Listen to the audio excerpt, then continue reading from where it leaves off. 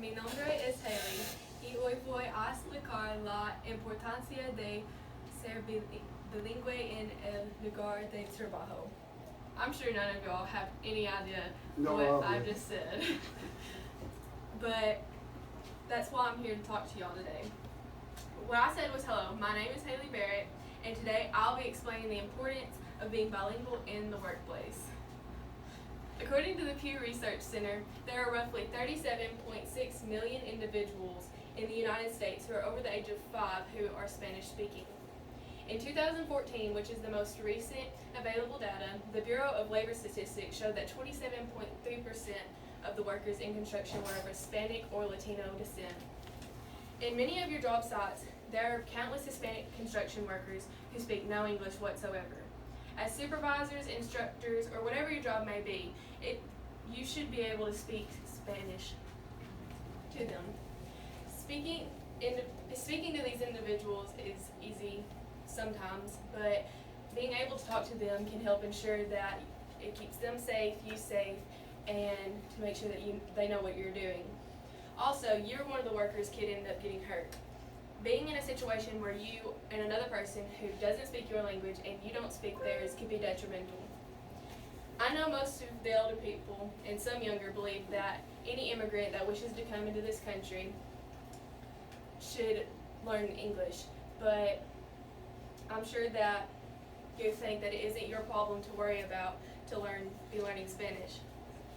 I know this is a controversial topic, however, most Hispanics don't have the resources available to them to learn English, which is one of the hardest languages to learn.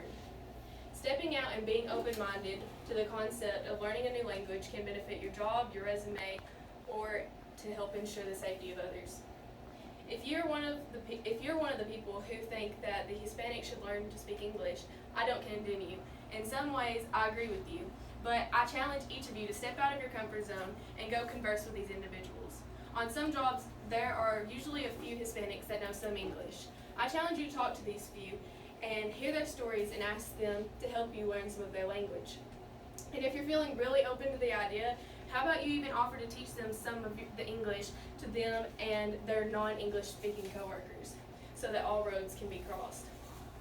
Speaking Spanish fluently can and will take many years and much practice, but I don't think y'all should be perfect. However, I believe that each of you should know the basics of the Spanish language. For example, being able to introduce yourself as I did in the beginning, being able to point at certain objects or equipment and being able to say what they are, or at least being able to say that you don't know how to speak English. No hablo español. Spanish isn't very hard to learn in some aspects. For example, most single objects are easy and similar to English. Bulldozer is el bulldozer. Traffic cone is cono de tráfico. Asphalt is el asfalto. Concrete is el concreto. And pipe is el tubo. Then there are sentences that become structured differently than what we are used to, and the vocabulary isn't as simple. For example, hay demasiado aire en el concreto. Does anyone have any idea what that might mean? No? Okay. Well, it means... I heard concrete. Well, it means that there is too much air in the concrete, and he put me up to that. There are many free Spanish learning apps in the App Store. A few are Duolingo, which is my favorite, Babbel, and Rosetta Stone learn languages. And if you're adventurous and love to learn, you could go back to school and take a few Spanish classes to equip you with the necessary vocabulary to have a conversation. This extra step would benefit you because TDOT pays for you to go back to school to further your education. Hopefully today, I've planted a seed in your mind about thinking about learning Spanish. The Hispanics in the workplace aren't going away. Roadwork is not going away.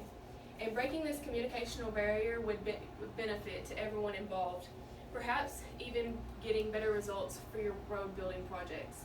If you're interested in further pursuing this education, I recommend the online apps, getting to know the Hispanic individuals, or contacting your TDOT regional training officer. Gracias. Muy bien.